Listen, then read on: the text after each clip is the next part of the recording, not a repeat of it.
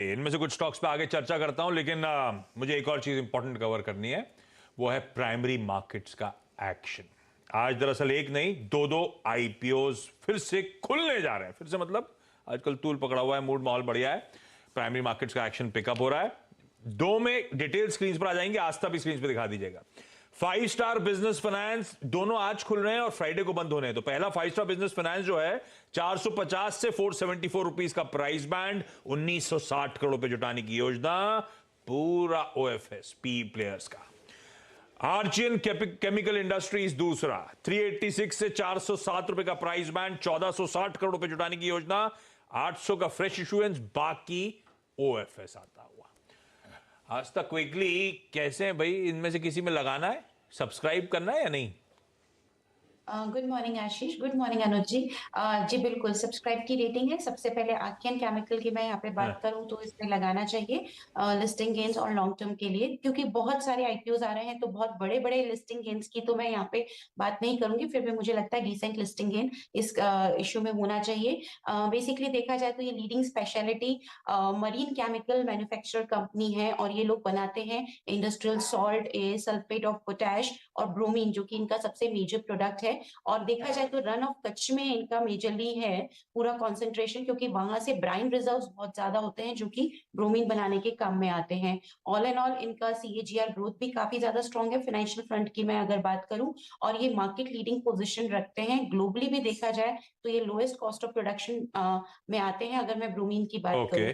तो मुझे कंपनी ठीक लगती है क्योंकि एक कमोडिटी बेस्ड कंपनी है। तो लिस्टिंग गेन तो यहाँ पे डेफिनेटली होने की यहाँ पे उम्मीद है। थोड़े लॉन्ग टर्म के लिए भी रखेंगे तो यहाँ पे डिसेंट रिटर्न्स मिलेंगे। तो सब्सक्राइब की रेटिंग में देना चाहूंगी आर्कियन केमिकल को। दूसरी तरफ 5 स्टार बिजनेस की बात करें, ये बिजनेस काफी, मुझे कंपनी काफी ज्यादा पसंद आई क्योंकि प्रमोटर बेस काफी सॉलिड है, मार्की इन्वेस्टर्स इसमें इन्वेस्टेड हैं, जिसमें कि अभी आप लोग भी बात कर रहे थे।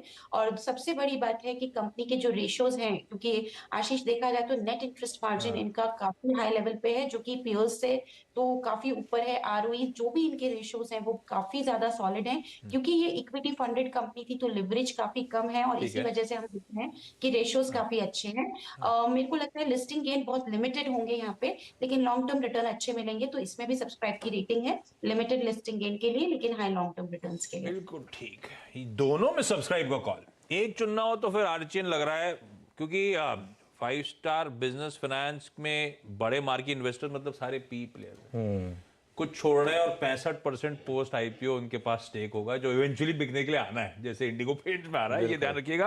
और 3.5 टाइम्स प्राइस टू बुक पे पता नहीं कितना अपसाइड की गुंजाइश छोड़ी है। बहुत हाँ, लेकिन एक ये तो है इसमें, एक बुल मार्केट में आईपीओस, देखिए आईपीओस के 4 फेजेस होते हैं। एक आशीष, ये मुझे एक पृथ्वी हल्दिया साहब से मैं जब बात करता था तो वो मुझे बताते थे, आईपीओ की शुरुआत होती है good IPO at good price. वो स्टार्ट होती है जब आप बेयर मार्केट में चल रहे होते हैं, वहाँ पे सबसे पहले आपको आते हैं good IPO at good price.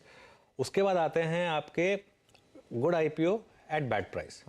उसके बाद आते हैं आपके bad IPO at good price. और उसके बाद लास्ट में आता है bad IPO at bad price. और जो bad IPO at bad price होता है वो होता है निकलने का जोन। अभी इस समय हम स्टेज 2 और 3 के बीच में। कुछ गुड आईपीओज हैं जो बैड प्राइस पर आ रहे हैं, कुछ बैड आईपीओज हैं जो गुड प्राइस पर आ रहे हैं। लेकिन जो good IPO at good price है वो वाला टाइम जा चुका है। वो टाइम पता कौन सा था? जब आईआरसीटीसी आया था या फिर डीमार्ट आया था। ये सब स्टॉक्स जो आए थे वो था एक फेज, क्योंकि उस समय मार्केट में बिल्कुल भी बुल मार्केट का कोई इंडिकेशन नहीं था। मार्केट एकदम पस्त हो चुका था, सबको ऐसा लगता है कि क्या होगा। अब आप कह सकते हैं कि राधा किशन दमानी जैसे शेयर, इतने मार्केट के सबसे सेवी इन्वेस्टर, वो 300 रुपये पे इशू प्राइस लेके आ गए। क्योंकि एक बार मेरी एक थोड़ी सी बहस हो गई थी आईआरसीटीसी के आईपीओ को लेकर। किसी ने ट्वीट किया कि ये तो बहुत, इसका मतलब गवर्नमेंट ने बहुत सस्ता आईपीओ ला दिया, कौन गलत था? मैं कहा ऐसे तो फिर डीमार्ट 300 पे आया था, 300 वाला आप 4,500 रुपये, तो उसको आप वो नहीं कर सकते हैं। वो एक टाइम अलग था।